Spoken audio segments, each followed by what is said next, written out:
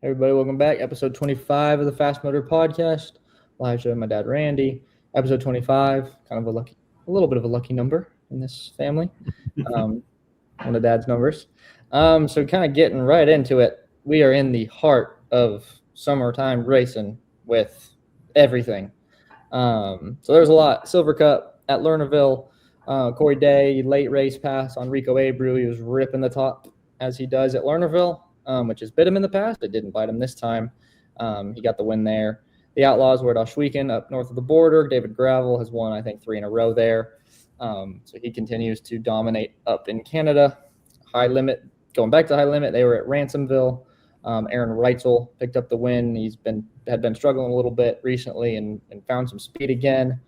Back to the Outlaws. They were at Weed Sport for a 2-night show. Sheldon Hodenshield got a win. Adding to his total. I don't even remember what it's at. I read it, but I forget. But he has had quite a few wins this year. And then Gravel picked up another one. High Limit again. They're both in full form this week. At State Line, Tyler Courtney got his first win of the year with in dominating fashion. Biggest margin in series history. Yeah. He absolutely just dominated and then was fast again. Didn't win it the Port Royal stuff, but was fast again. So good to see him kind of and that team returning to form. Makes for, got more contenders coming up and finding some speed. Sprint week, won't get too much into it because it's only halfway through. 4 nights down, 4 to go. Indianapolis Motor Speedway, the dirt track, Justin Grant picked up the win there in the invite-only race. Lincoln Park, Kyle Cummins got the win. Kokomo, KTJ picked up the win, his first win on the national tour with that 15 car. He's ran for an out west and some CRA stuff before. And then Lawrenceburg, Justin Grant got another one. Circle City, Paragon, Terre Haute, Bloomington still on deck. So we will talk a little bit about more of the full sprint week in next week's episode. Going pavement racing, ASA Stars were at Newport here in Tennessee. Carson Brown picked up his 4th win of the season. It looked like some drama throughout the field. Jade Avedizian got wrecked and was unhappy with one of her Donnie Wilson teammates, Kyle Steckley. I didn't get to watch it. It's on a whole other streaming service that I just can't pay for. But Carson Brown has continued to kind of have his handle on the ASA National Tour. And he's been pretty dang fast in the Anthony Campy camp. Wheeling Modifieds at, I hope I pronounced this right, Monadnock. Patrick Emmerling got his 3rd straight. Took him a while to get his first.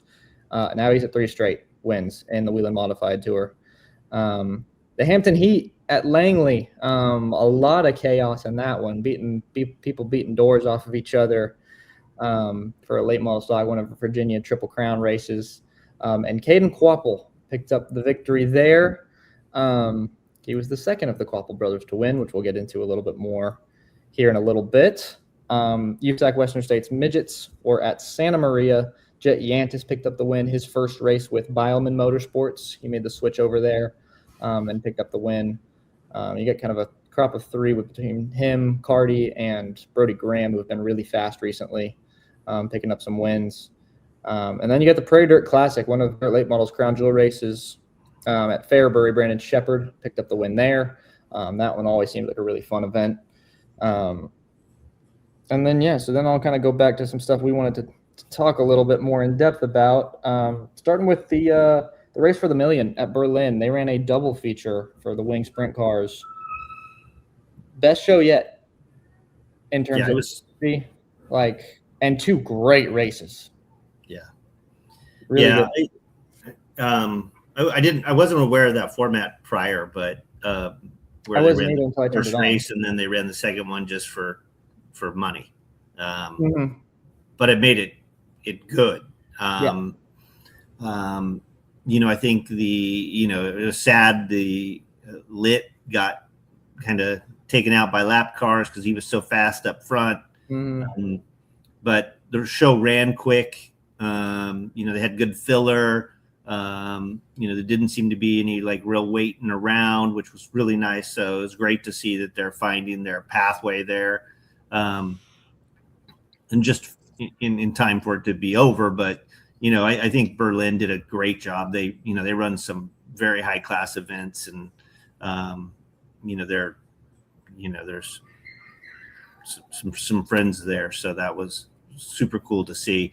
And then just the race itself, there's a couple different lines on the track. You can see guys kind of cutting hard off the bottom, but then Jojo Hellberg just rolled in the top, let it rip, and just you could see it coming. And I'm such a fan of Swanson, and it was like, man, you're missing out. This top roll and that momentum's coming, and super cool for Hellberg. Like you could see how much it meant to him, and he just decided earlier that week to do it, and he always had speed in that King of the Wing stuff. Just watching that, he was so fast, but yeah, that was fun to watch. And traffic was crazy. The speed differential was huge.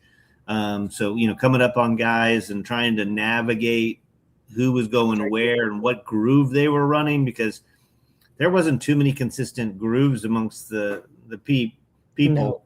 No. A couple notable. Aaron Willison was just kind of not okay.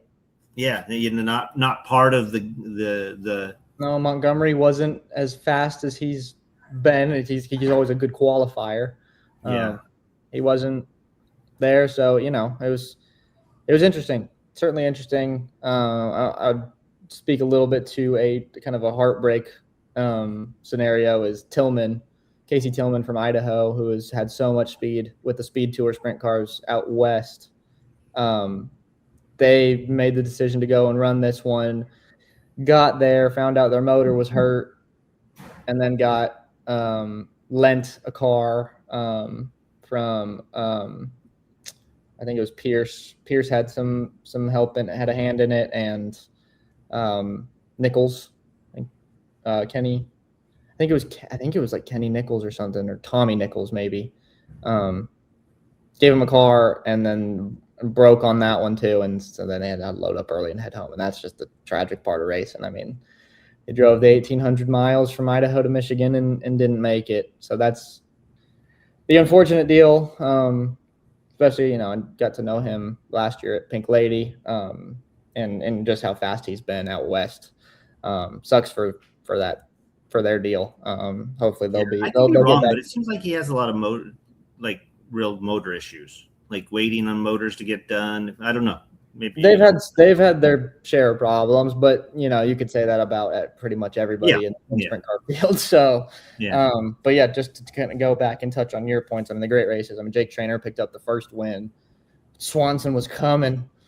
And he was coming, and he just had to pick his way through lap traffic, and Swanson was about there at the end, and he was running kind of that higher line to try and make some speed and some clean air, and just ran out of time. And then Hellberg, I mean, the funny story memory I have of Jojo Hellberg was when we went to King of the Wing. I was probably 13, and I have a video on my phone where I videoed like the first lap of the feature, and you can always see his wing because it was shiny on top, and he always ran that black number 7. And I'm following the field taking the green, going out 1 and 2, and then they go into 3, and you see all these cars kind of woe up and kind of go middle, or they were going to float up to the wall, and here comes the shiny wing from 6th, and just drives it in so much deeper than everybody, and I think he exited the corner like 2nd, and he would whoop on him there at Irwindale, and was so fast and so fun to watch. So yeah, that was a story I had, and so watching him rip the top at Berlin brought me back to kind of some of my early pavement sprint car racing memories. It was fun. It was fun. Yeah, it was interesting. He had that same style. I mean, even Swanson looked to be driving in 5 lengths deeper than Traynor in the first one, and then it was then again that with Hellberg on Swanson in the feature. Just that real. I always had Swanson's car just always looks so stable, like just so smooth and stable, like. Whatever line there's just 2 different worlds. There's those that I feel like are the old school pavement where you drive in, you roll, your car's real stable, you exit up off, you can see where, and then there's cars with a lot of speed that are just darty, and it's like they've got to compress the car so hard as they dive in. They've got to get it loaded, and if they don't, they're just gone. The car's gone. Yeah. And they're just on edge. You know, there's the cars that are on edge, fast, but on edge in a couple different lines, and kind of they go where, you know, they are. I was talking to your Uncle Dirk this week, and we were talking about sprint cars at Meridian and just the variant line. And he's like, they have so much horsepower and so much grip, it doesn't kind of matter which line they run. They can run almost the same speeds at times, where we used to have to be so momentum based that, you know, even though with the high horsepower, you needed all the track. And he said, you know, there's been times that Colton's been there and he can come a groove up off the driving line, you know, like narrower, and be just as fast. So, you know, you kind of go where it points, you go. And, you know, there you kind of see it happening. But Swanson, Hellberg, you know, there's a group that you know, do that are so smooth to watch. Yeah. Yeah, they're fun to watch. They're keeping the car straight. But yeah, you get your Willisons of the world who are just smoking that right rear, and yeah, like you said, real darty when in race and going through traffic, which is very fun to watch as well. It's very exciting. So it's fun. It's fun to have different styles, right? And they're fast in different places. Like clearly Berlin kind of, it seemed to reward, because Trainer, and although he's young, he seems to be kind of very smooth, keeps the car pointed the right direction. Like it seemed like Berlin kind of favored those guys. Yeah. A little bit more than the guys that are going in there smoking the right rears. I mean, Chase Cabry, who set quick time, I mean, he was smoking that right rear. But you know, where was he in the race? He wasn't, you know, he qualified well. He fast. That track looked a little bit like Irwindale. It definitely, 1 and 2 definitely raced like Irwindale. Not nearly as wide, but no. I just mean size and you know, even the banking. I don't remember. I raced it. I finished second in the USAC sprint car race there. I remembered it being a lot smaller than it is.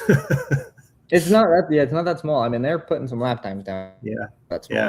Yeah. I just turn 4 there is just so unique how you dive down off of it. It's but you didn't have to. They didn't all do it. Like Swanson didn't. No, but like even Hellberg, when he was catching Swanson at the end, like when he had enough racetrack between them, like he was doing it, and then he only went up there when he had to, which I don't know that it wasn't faster for him when he did go up there, because he could keep his momentum up so well. And Swanson was doing the same in the first race to catch Trainer. So, well, all in all, great race, very good race. For the series. I thought it looked fantastic. Yep, it was awesome, and I got to watch. So I was tuned into pretty much all of it. And like you said, you know, downtime was limited, and so it, you know, made for a good, efficient show. So yeah, great stuff there. Keep the wings on, flip to the dirt. The Bob Weichert Memorial 2-night show at Port Royal. The Hodnet on Friday. Brent Marks, who is posse guy turned true outlaw turned high roller. Picked up another win there, and then a lot of different players kind of up front. Didn't know who was going to win it on Saturday, and it was Hot Sauce Gio Selzy in the Spire Motorsports camp getting the win there. That was Sunday. That was last night. You're right. It was Saturday and Sunday. I forget. It's Saturday and Sunday for that show. So yeah. Yeah, you know, I really the one thing you're starting to see in the summer, and I don't know that I've ever paid attention to it or ever thought about it more, is we're getting the heat of the summer. Tracks are dusting off a little bit more, getting a little slicker. Like, so it's certainly, you know, you think about like Rutzel, like that he had such a handle on things earlier in the year. And now, you know, I'm not saying he doesn't, but the dry slick, and Tyler Courtney now comes in, and you have, Brent Marks is starting to kind of be very consistent. Really? And, you have like, it's a real interesting scenario if it's driver types, if it's style of tracks that are playing in favor of guys, because, I just know watching, obviously the Brickyard wasn't that way, but, Kokomo kind of got dried out. Yeah. Looked so healthy early in the night, and then it got a little bit that slick and dry and dusty. So you certainly see the heat of the summer changing it definitely changes. Changing the track style. Even dirt is kind of relevant to the track you're at, but there's certainly a time of year where the temperature plays a large role. Yeah. So it's fun. It's fun to to think of that variable. And sometimes we forget it as fans. I know as a driver, it's all you think about is what the heat's going to be, what the track's doing, how they're prepping it, all of this. But as fans, sometimes we begin to make that all generic, that there's not much difference, and there's an incredible amount of difference of what's going on.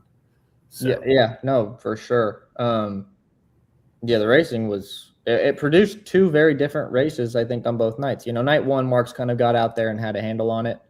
And it kind of slicked off where the bottom was good good enough where you could have enough grip, and the top was just a little bit too long around. You could make speed. I know Justin Peck was making some speed up there. But then night two, I thought it was real interesting late after the halfway break, which I've always hated, and I always will hate halfway breaks in sprint car races, but I get it. They've done this for a number of years now at this race, so it is what it is. I'm not going to gripe about it, but Scelzi got the lead I think he took it from Chase Dietz, who was ripping the top. He was kind of early. He was kind of floating up to the cushion. You had Marks, who was entering up on it. Dietz was kind of rolling up to it. And then Scelzi passed him like a groove off the top. And I'm like, oh, he found the rubber. It took rubber. He found it. He's gone. He was the first one to find it. But it was such a narrow little patch. Like, then Dietz started entering up on the cushion and started kind of catching him again. And then Marks was catching again. And so, like, it didn't, like, when I thought the track was going to completely go away. And Scelzi did end up ultimately hold the lead and win it. But he didn't take it and check out. Like, I was like, he's gone. He's found it. Track's done. The race is over. The result stayed as it was, but not for lack of, he might be coming on the top. There was. Well, I think that's the beauty of dirt racing, right? That drivers, once you're leading, you have to believe you're running the fastest thing, because no one's passed you. Yep. As soon as you get past, now you get to search. Mm-hmm. And, it's funny that Dietz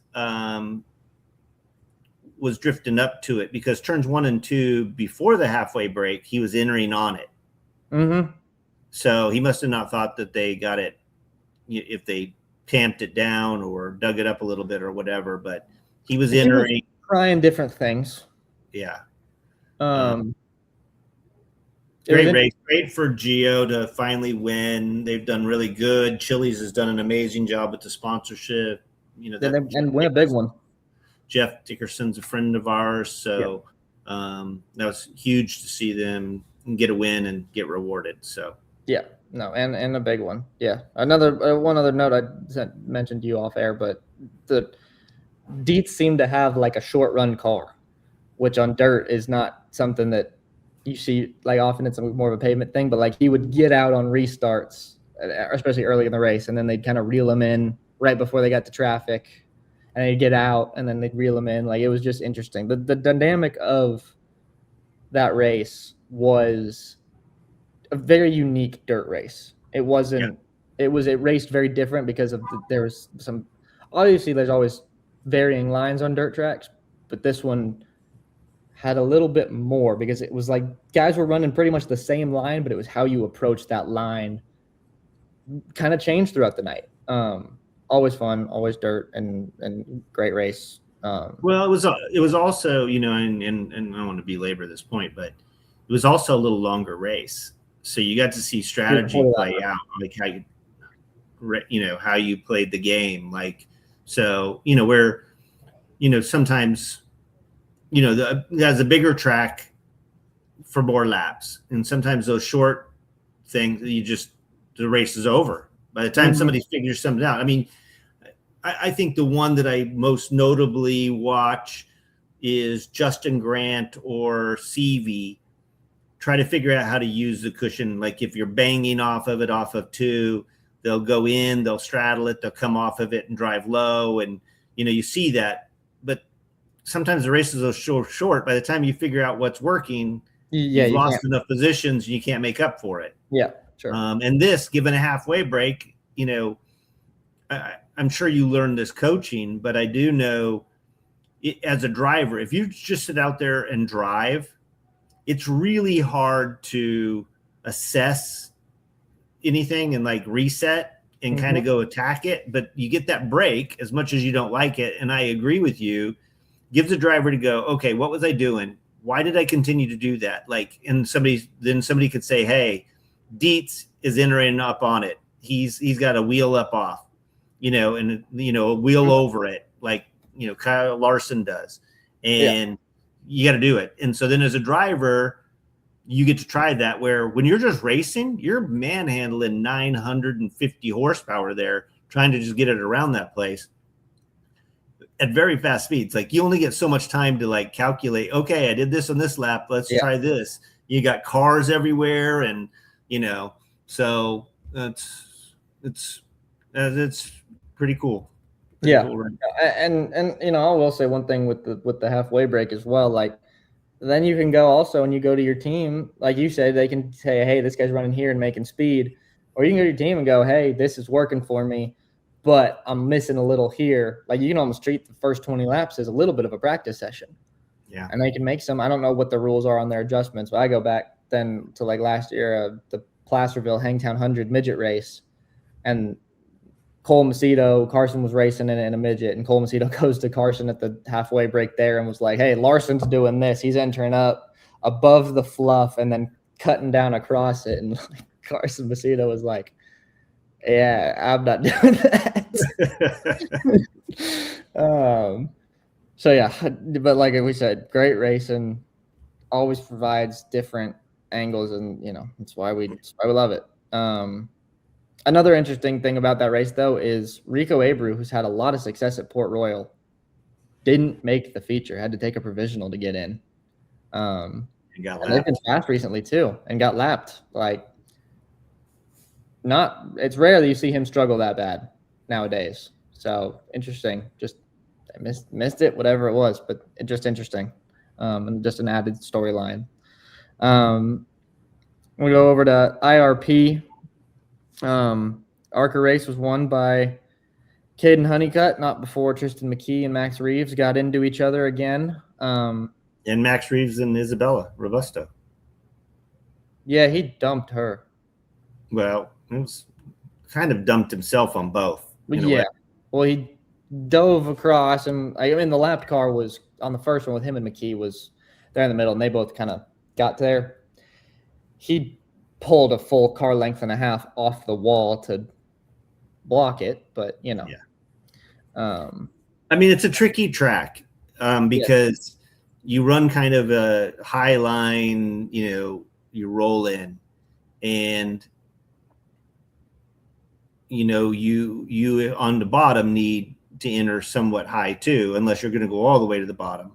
And he just comes down when he wants to, and those cars are there, and he's the one that has to, in my mind, has to roll in on the top. He doesn't get to run the groove he wants just because somebody's down there. Like that's what they're doing.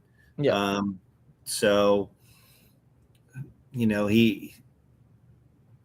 I don't know. He didn't seem to, he wasn't as bold in his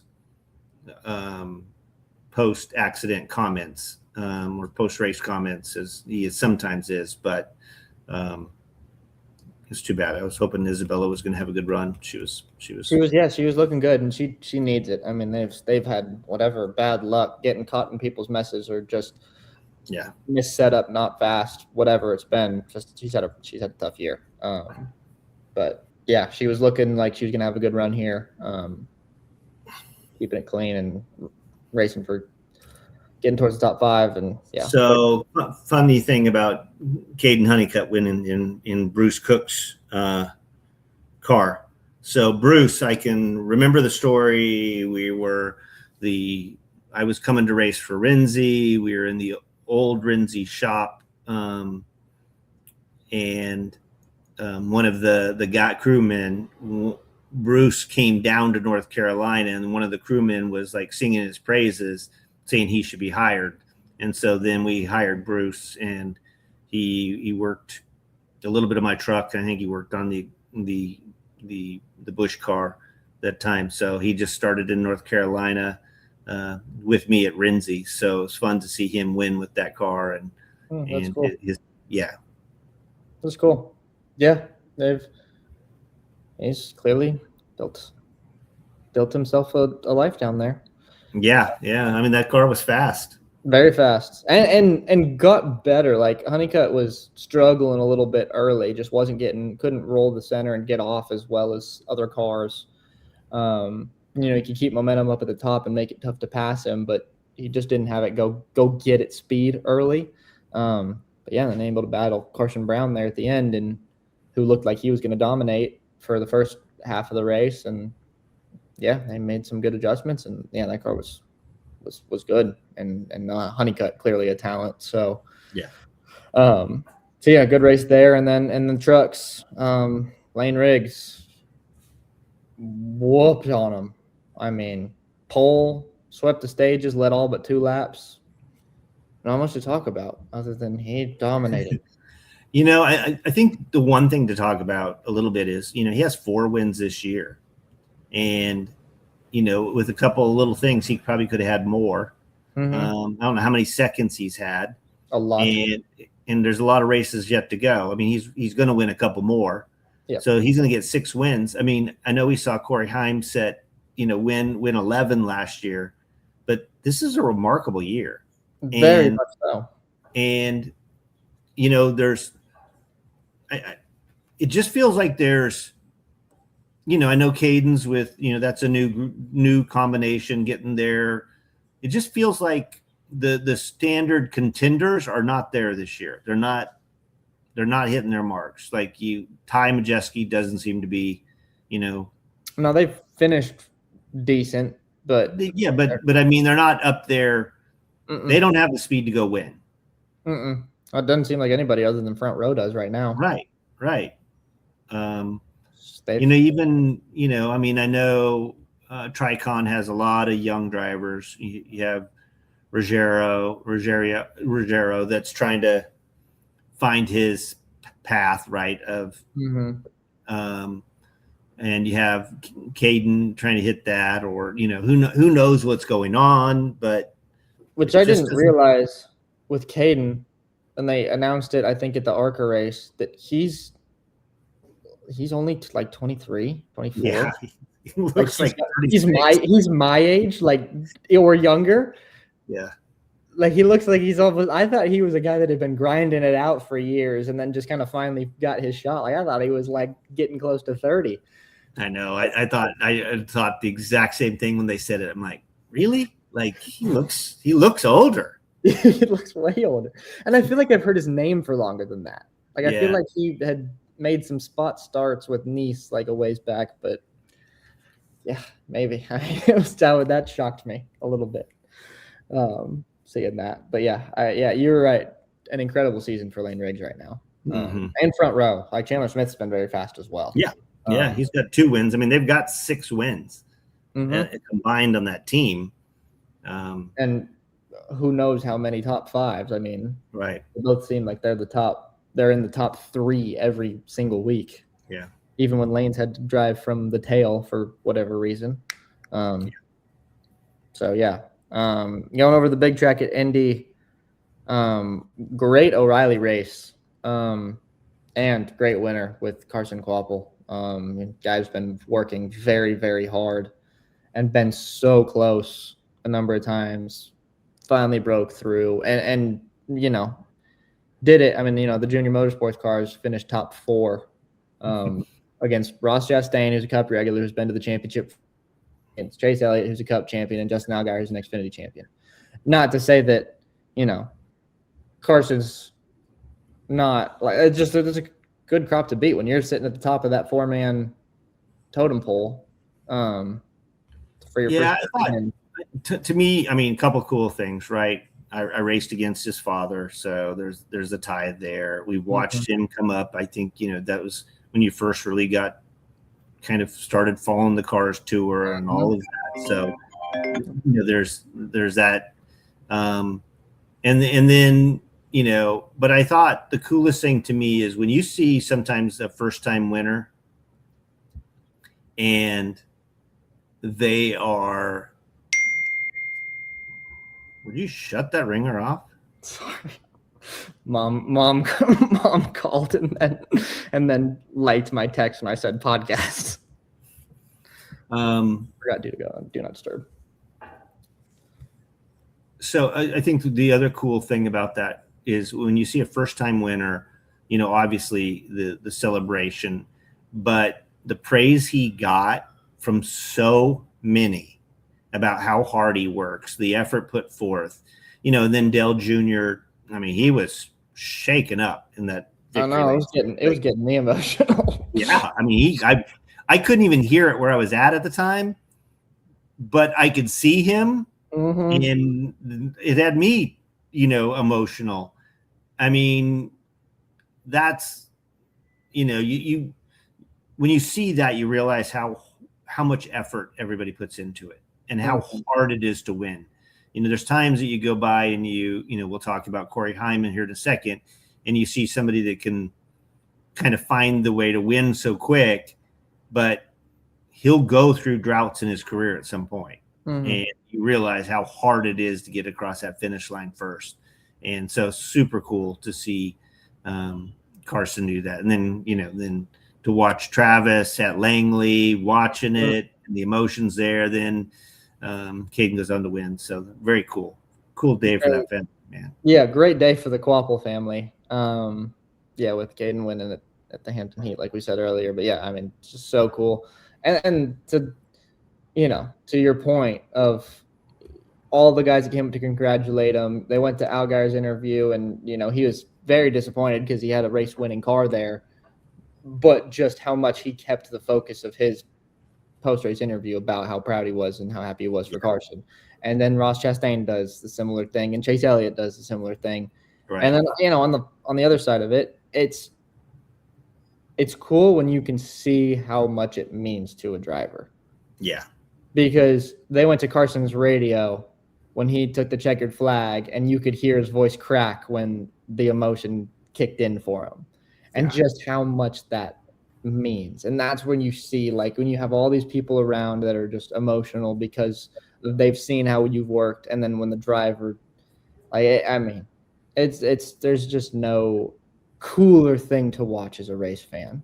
It's interesting. I always think of the emotions, and I think of like Corey Haim is just cold as ice, man. He's an ice man.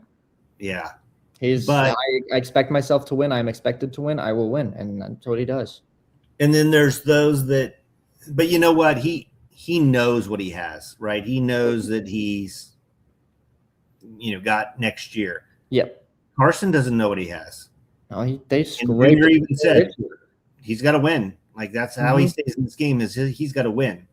And, that kid is, not winning weighs on you, and not winning. I mean, even though you're doing well, and I can remember a time when we were a new team and we were starting to get top 5s and top 3s, and I was proud of that fact.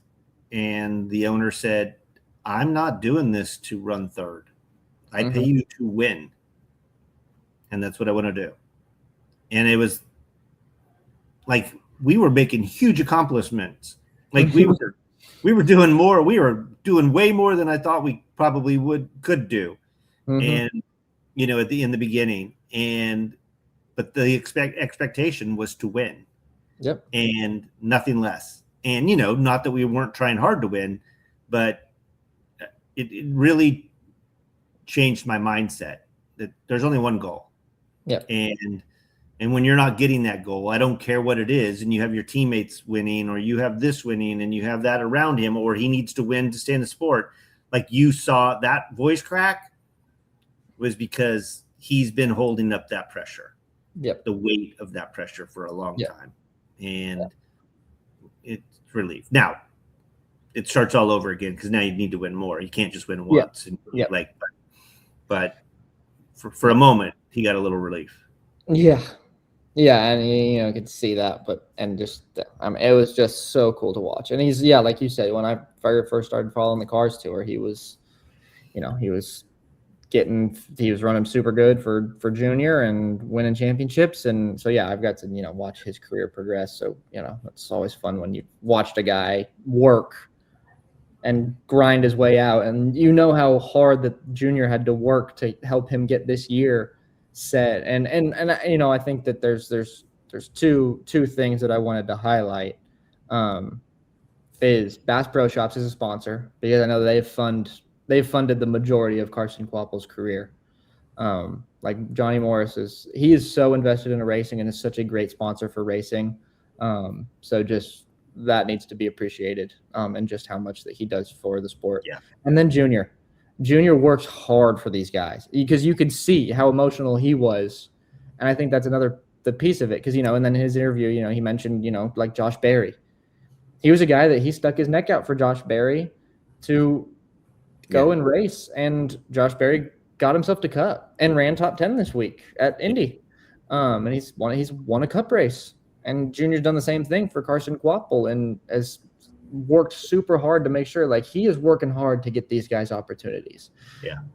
And we shouldn't be like, there's maybe some people that you're like, that would expect more guys to get opportunities. And, well, if he can do this for him, why can't he do this for him? Like, it is difficult to put together stuff to get guys opportunities. So the amount of work that he is putting in, and that organization of Jr Motorsports is putting in to get these guys opportunities to do this, it can't go unnoticed, because they're working hard to get these. And to expand on that, it's not just drivers. No, there's crew chiefs, there's crewmen, and it doesn't take long or much of a search to find out Junior does this, because he knows those people are going to be gone. I heard the interviews when they're like, well, you're losing your crew chief. And he goes, but that's what we expect. Like, we want them to grow with us and go on. And we're excited for them to go to Cup and do these other opportunities. And I think he just has a lot of pride in that, the help that he's providing there. Yes.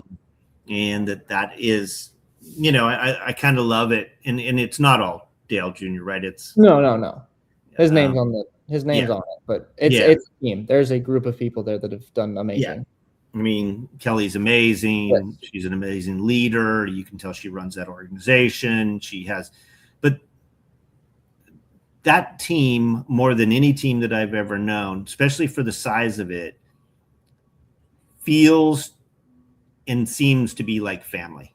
Yep. Like, those people care about people. And it's a business, and you've got to do business things, but there seems to be grounded in the care and the love of their people. Yeah. And I will say, like, I only got to spend about 30 minutes there on a tour when I went to visit that shop, but you could feel that. Like, you could feel that it was a tight-knit organization, and just the energy in that building and in that shop. So, I mean, super cool. I mean, like, just what a day. And then the racing's not even over. I think it's Sunday, Brickyard 400. And Corey Heim, my goodness, has found speed quick. I mean, and those cars are fast, but not everybody's winning in those cars. He's got teammates that haven't won yet this year. And he's won twice in a limited capacity. Pretty dang impressive. Yeah, for sure. I mean, I think, all the fans saw that they believed what he could do, and he's backing that up. Now, the one thing that he has, and I know Denny Hamlin, I heard it mentioned earlier, he has all the time in the world to prep for the limited number of races he runs. True. So he's on the sim that much more. Like when those That's guys up true. and go to a racetrack, he can do the sim work all that week because nobody's taking sim time. That's So true. they were saying the amount of sim time he had for this is probably quadruple of anybody else. That's interesting. I haven't thought about that. Yeah. And then he went in there with setups that won a year ago and won the year before that. So Didn't win the year before that because Larson won the year before that. But okay. Well, they've won 3 but times. they've won. Bubba won last year. Yeah, but didn't Reddick win? Reddick won 2 years ago, maybe. So Like that. Either way. Yeah. They go in there with winning setup. They go in there with very good cars. Toyota's super strong. I'm not strong. Doing what he's doing is amazing, but yes, it is interesting. It is. See, he's not in that grind. It's a little bit what I just talked about with the race. He gets to kind of group and focus. Everybody else is on a cycle. Yeah. And you're trying to get study time in. You're trying to watch video, but you've got sponsor commitments. You got this that week. You got this week. So how much focus and energy can you put into any one race? He gets to handpick that, and he's doing it the right way. He's taking advantage of the time. Yes. He's absolutely, I watched somebody talk earlier when they used to be on the truck team, and it's like he was watching more video, he was doing more study, he was in the shop doing that much more. I mean, the level of commitment to win is incredible, and he's doing that, and he's making sure that he succeeds, and he's cold, like he's ice, like he's not ruffled by others, like he's got a very mature on track presence, how he races. I mean, he's not an emotional guy, and just watching his interviews after, let's talk about Carson Hocevar swinging down, and he goes, I was trying to hold my position. He goes, I blocked him. I admit it. I was blocking because I was trying to hold my position. He goes, I didn't chop him, but I blocked him. And you see Carson, who can find speed and be fast, but I do wonder how emotional he is. I don't know. So so it'll be interesting to watch those two, because those two are going to be the two that rise to the top out of this younger generation. I mean, Coy Gibbs is coming on and being consistent and stuff, but Ty. Sorry. Boy, son. Yeah. So yeah, it was that. So did you have comments on the race? I loved the race. I thought it was exciting. And you can talk for exactly the same reasons that you did, that we talked about off air. So I'll let you kind of touch on it. I mean, I guess what people don't see is the level of edge you're on there. And if you watched Heim's car at the end, you saw it.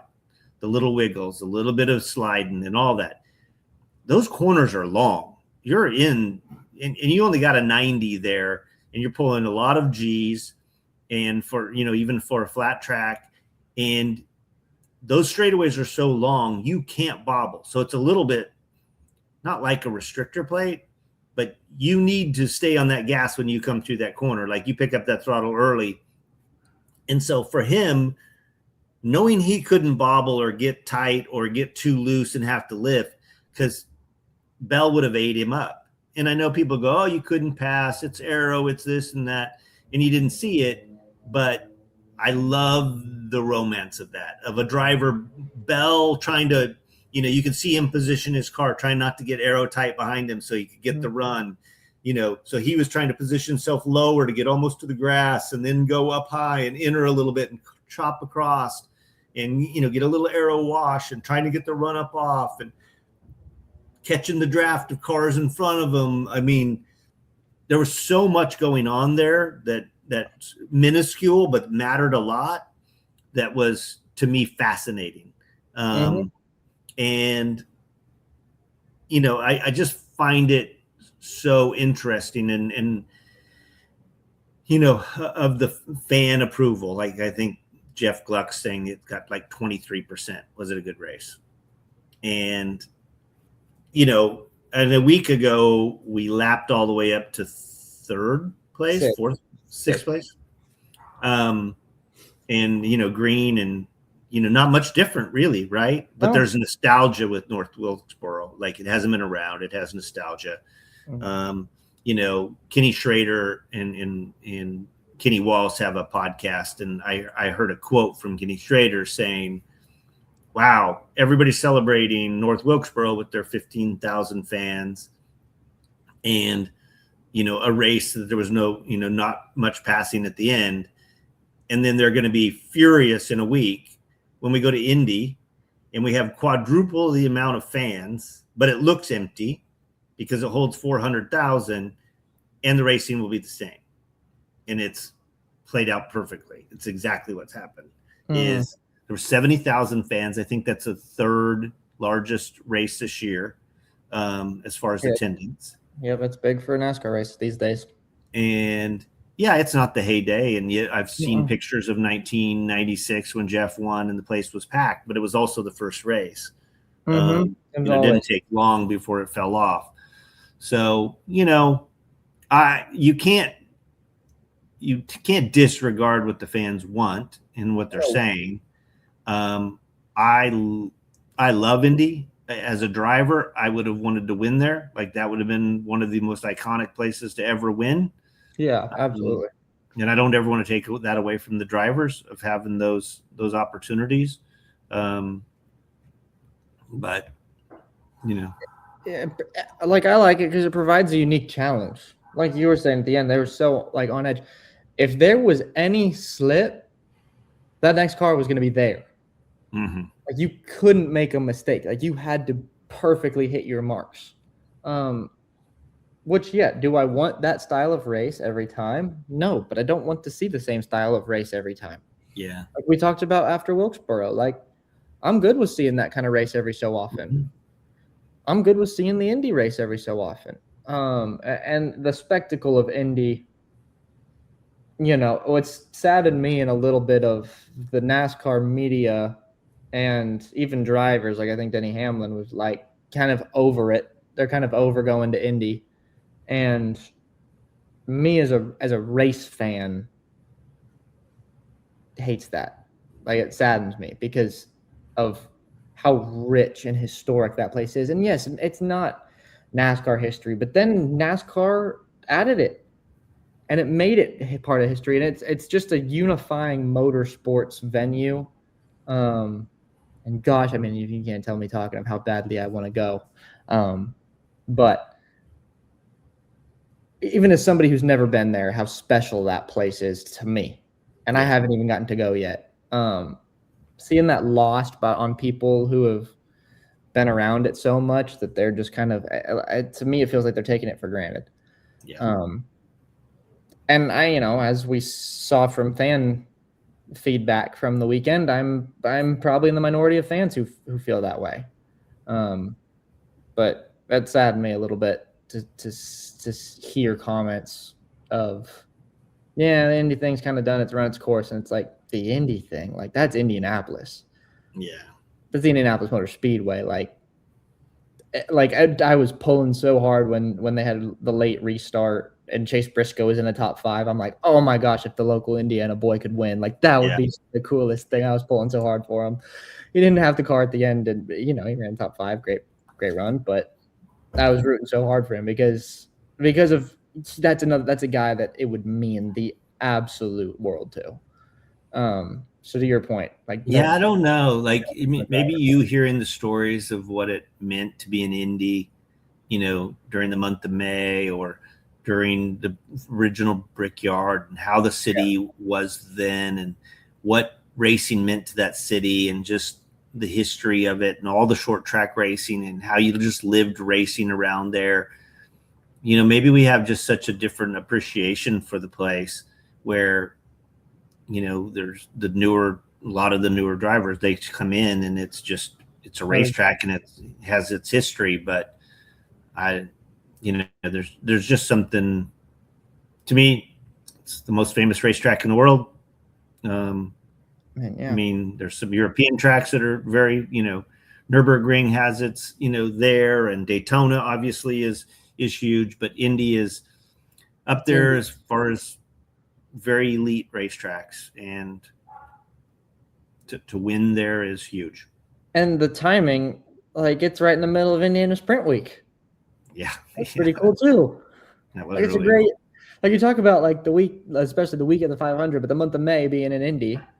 Shoot, this week in July being in Indy with the Brickyard and Sprint Week, like, be a great time to be in Indy. It's another speed. So here's what I don't understand about the fans' perspective right now is, they immediately go back to the yesteryear and how good it was, right? So immediately how the fans were full. The stands were also full for the truck race and the O'Reilly races at the time. I remember running a standalone event at Texas where we had 79,000 people in the grandstands for a truck race. And they only had 70,000. Okay, so and then everybody on top of that is saying how great the O'Reilly racing is. Okay, but we don't go. So why is that? Like, what? Because they used to go, and maybe it's the economy, maybe it's this, but I think some of those tickets are fairly affordable now. If you're like kids 13 and under, get in free. So right. So that's what I don't get is we talk heavily about how great O'Reilly racing is, and I agree with that it is great, but then nobody shows up to watch it, and then it just seems okay. So there's I don't know what that is. I have no idea, because if I get my weekends in the last year have not been so free. But if I get an opportunity to go to if I have a free weekend, like we were initially going to go to the Brickyard this weekend, and then with some work plans and had to move some things around and wasn't able to. But shoot, we've been looking at all of our free weekends. Like even Emily, my wife, has been looking. She's planning for next year, because she's an accountant, and what's busy season, and before busy season starts, busy season gets over, what races can we go? Because she wants to go see new tracks and stuff. Like, any chance we get, we're going to go see a race. So I have no answer for that. I don't understand. I can't understand it. And I get it. You can't, for the truck and the O'Reilly thing, like, I get it. You can't maybe take the whole weekend off, and it's, if you're not camping out, you're staying in a hotel, that's extra nights in a hotel, and I get it. But cup races haven't, there's 70,000 people there as opposed to 79,000 that were at a truck race when you were around. I don't know why people aren't going to races anymore. I have no explanation for it. And I don't know that it's, maybe some of it is like, the tracks aren't pushing it, or, tickets are, I don't really know. I don't know if the timing because of TV has pushed people out of the window that they want to go. I don't know what it's cost. I mean, because to even look at that, Elijah, even though maybe the economy was better back in the heyday, you had like a 5-night minimum on your hotel. Even the trucks, we would have to pay 5-night minimum. We'd only be there 2. Yeah. And then we were paying, I remember staying at a crappy roadway hotel that plywood was screwed to the ceiling, paying $275 a night. That was 30 years ago. So don't tell me it's cheaper, because I'll guarantee the hotel is probably cheaper now than it was then. Probably. And you had a minimum. Probably. So there's so much that just doesn't align to me. I'll suggest this, and I don't believe this. It's just an idea that popped in my head. Camping has not been. It's not what it was. The campgrounds are not full as they once were. Could that be? And this, again, I don't know that I believe this in any capacity.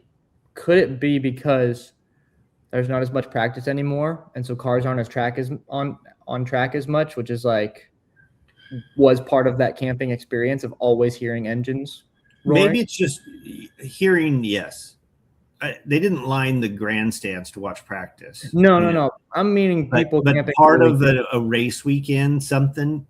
Yeah, there has to be something. In the morning and I think it. We all know. Give people an option to change, and they will, especially in entertainment. This is what I know. This is what I like to do. This is how it works. And something changes that, and they're like, meh. And then they're like, well, I don't remember. I remember like it took all weekend to set the camper up, and it was hot. It was this. Mm-hmm. Like they remember the bad. Like I think somewhere along the line we gave them a reason to second guess it. And now instead of going, God, we used to love that, they're like, man, it's not the same. Yep. And even if it's pretty close to the same, it's maybe not. So things change. I know there's a concerted effort on trying to get the people back. I think they're trying to compromise with the race teams, the team owners, the drivers, the fan, the TV rights, the track. Have so many people to keep happy. Right. And I think they're doing an amazing job. I agree. I'm proud of being part of the sport. I'm proud of what they've done, and racing all the way around. If you think of what I said, if I had one complaint, there was just too much. There was no way I could watch it. I had every device open possible, and I couldn't keep up. And they were all kind of happening at the same time. I know. Sometimes you get lucky with the track prep. I know. Perfect. This was not one of those weekends. This weekend it was like, am I gonna be there? I mean, you had USAC sprint cars, you had high limit, you had outlaws. If you had that, you had the NASCAR stuff, like Hampton, you had ARCA, and then on Flow, there's 10 other things that you could watch. You had the race for $1 million, and all of it was spectacular. All of it was very good racing. Yeah, so, great racing weekend. Great racing weekend. Great racing week. Because it's summertime, then you get more midweek stuff too. So there's racing on about every night. Right. There's supposed to be Circle City tonight for sprint week, but rain pushed it to tomorrow. But yeah, I mean, I think we've signed off with this for the last 3 months. Great time to be a race fan. It is a great time to be a race fan. So that'll wrap us up for episode 25. Yeah, every Wednesday morning, Spotify and YouTube. Keep checking us out. Keep listening. Keep sending comments. I like the comments. I like to read comments. So add more of those. And we'll see you guys next week.